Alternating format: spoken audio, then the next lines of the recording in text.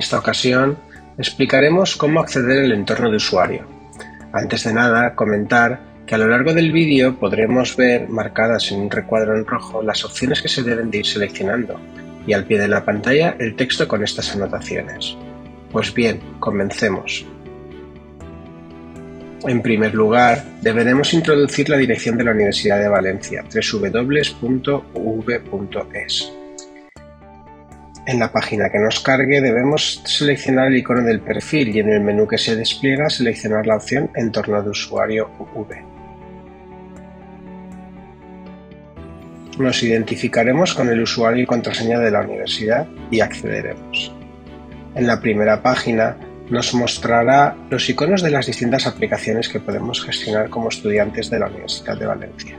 En esta ocasión entraremos en Secretaría Virtual, seleccionando el icono correspondiente.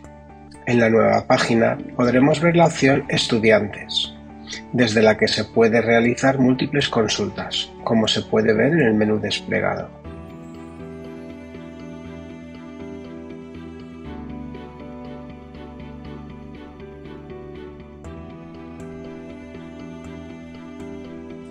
Podemos ver que el Servicio de Informática de la Universidad de Valencia nos hace un recordatorio para poder recuperar la contraseña en caso de olvido.